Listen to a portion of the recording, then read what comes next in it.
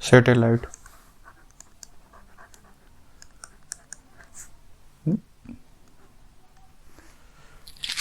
जो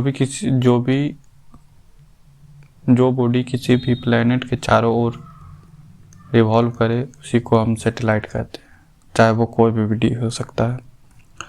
और क्योंकि ये बॉडी, इसका कंडीशन है कि ये बॉडी पे फोर्स इक्वल होना चाहिए, मतलब फोर्स बैलेंस होना चाहिए। इधर लगेगा mv²/r और इधर ग्रेविटेशन फोर्स gmm/r²,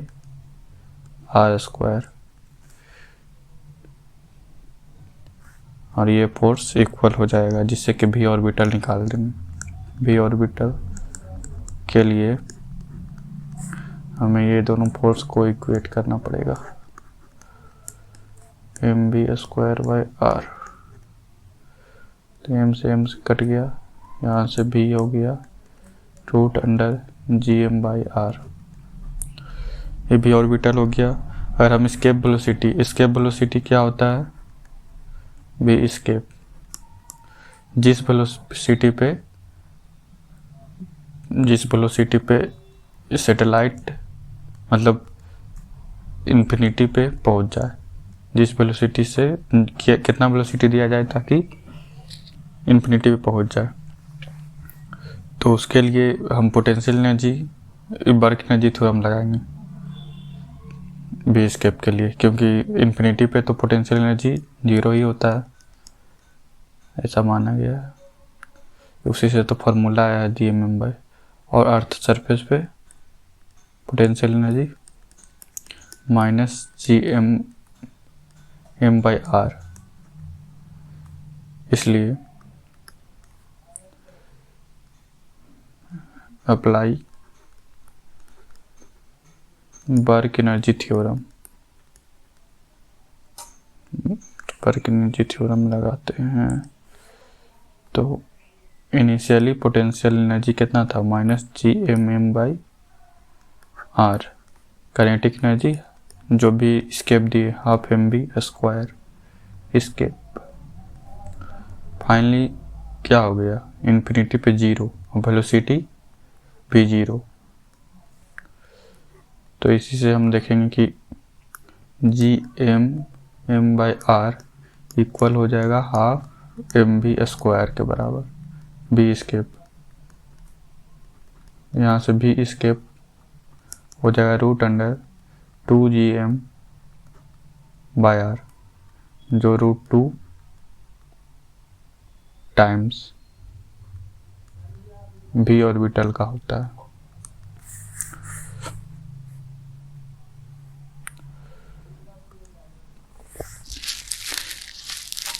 और अगर हम टाइम पीरियड का बात करें satellite, for time period of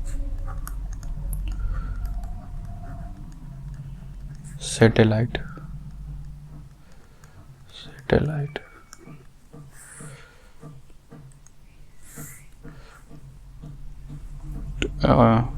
किसी भी velocity is equal to distance upon time.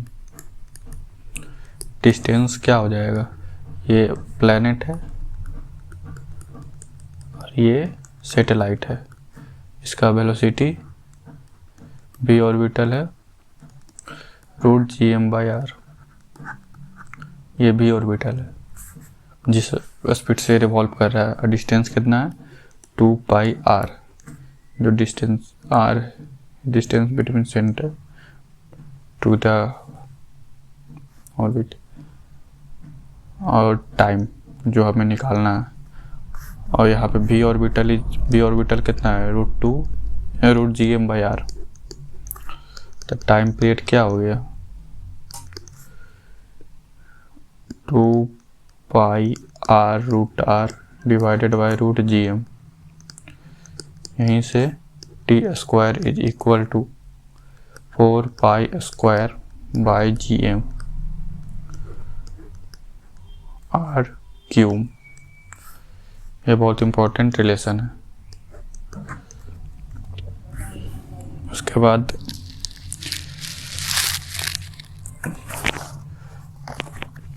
Escape velocity तो हो गया।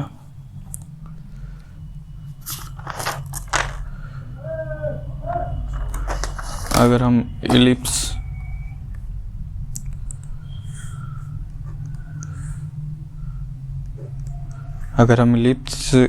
अगर सैटेलाइट है जो किसी भी ऑर्बिट के इलिप्स में घूम रहा है, मतलब ये प्लैनेट है और ये सैटेलाइट है। तो ये फोकाई 1 F1, यहाँ पे F2 होगा, फोकाई 2। ये एक इलिप्स है, थोड़ा फिगर अच्छा नहीं है लेकिन मान लेना। ओके, तो यहाँ पे हम दो चीज का कंजर्वेशन कर सकते हैं। पहला है कंजर्वेशन ऑफ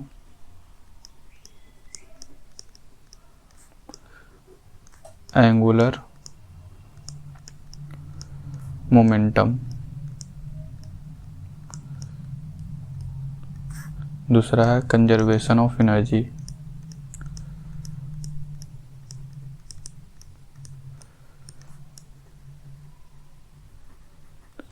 तो अब अगर फर्स्ट से चले तो जहाँ mvr is equal to constant, means v ज़्यादा r कम एंड r कम तो v ज़्यादा। तो यहाँ पे R1 R2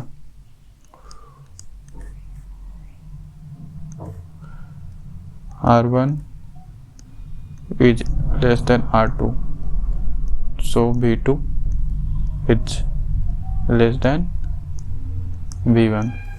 यहाँ पे V max होगा, यहाँ पे V minimum होगा। अगर हम इसका इक्वेशन लिखना चाहें तो दूसरा स्लाइड में चलते हैं पहले। तो ये एक प्लैनेट है, इसके इलिप्टिकल ऑर्बिट में सैटेलाइट रिवॉल्व कर रहा है। तो हम 2 पॉइंट पे कंजर्वेशन ऑफ एंगुलर मोमेंटम और कंजर्वेशन ऑफ एनर्जी लगाएंगे। ये थोड़ा टेंजेंशियल है, गलत फिगर थोड़ा है, कोई दिक्कत नहीं। ओके, अंडू कहाँ गया? अंडू से पीछे कर दो, दो को स्ट्रेट लाइन ही ले लेते हैं ताकि समझने में आसानी पड़े। ये हो गया और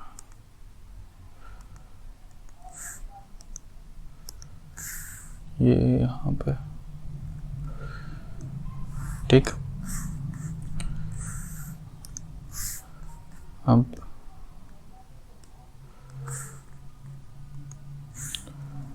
क्या है कि यहाँ पे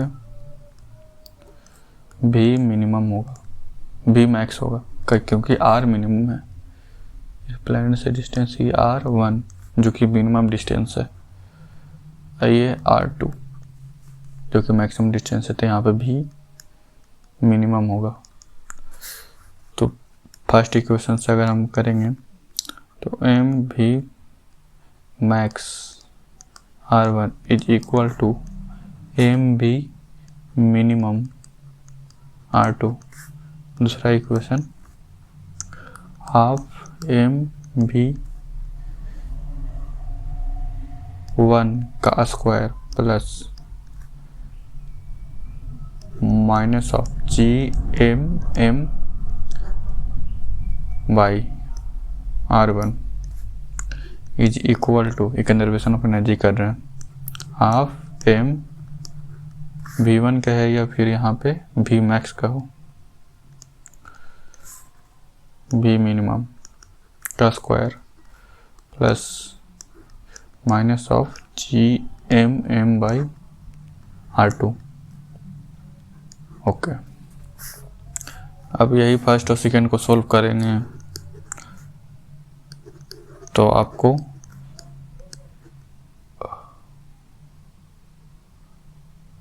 R1 R2 V minimum and V max में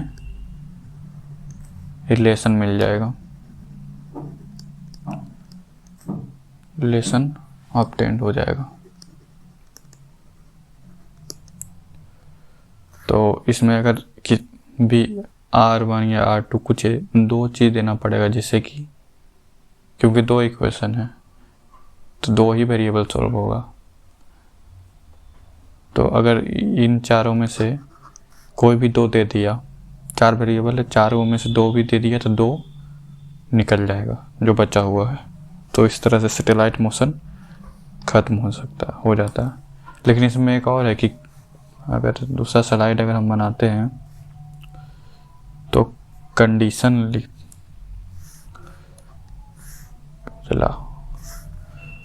कंडीशन क्या क्या कंडीशन है कि मतलब कब सैटेलाइट है जो पैराबोला मूवमेंट करेगा या फिर इलिप्स मूवमेंट करेगा या फिर सर्कुलर करेगा, तो उसके लिए कंडीशन क्या क्या है। तो सबसे पहला condition for circular motion, circular motion के लिए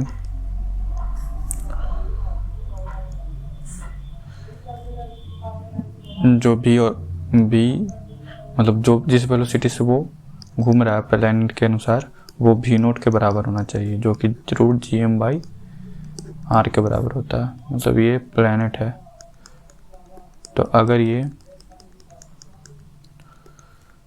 भी से मूव कर रहा और v=v0 है तो इसका मूवमेंट सर्कुलर मोशन होगा। ठीक, अगर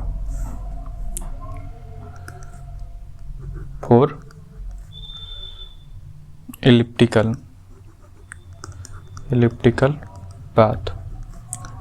पाथ के लिए क्या कंडीशन है, अगर v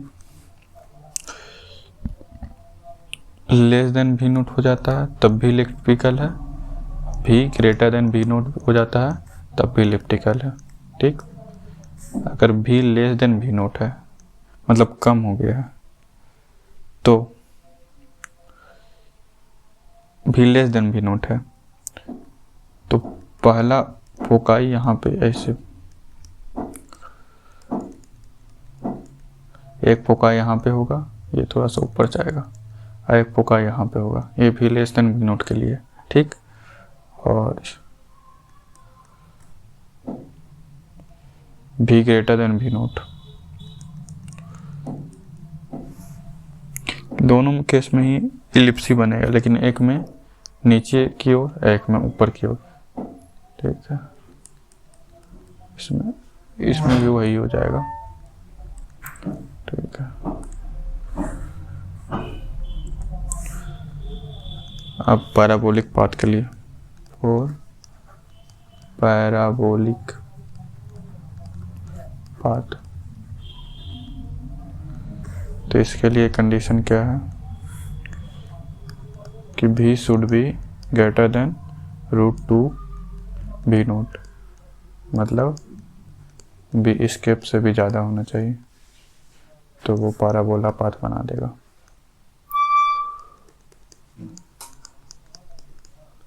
ऐसा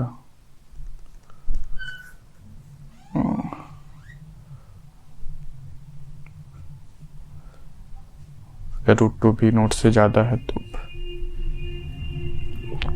यहाँ पे यही कंडीशन से हाइपरबोलिक पाथ भी बन जाएगा। हाइपरबोलिक पाथ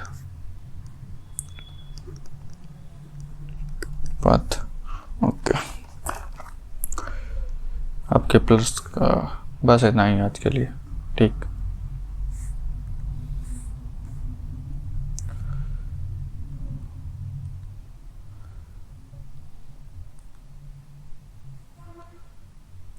भैया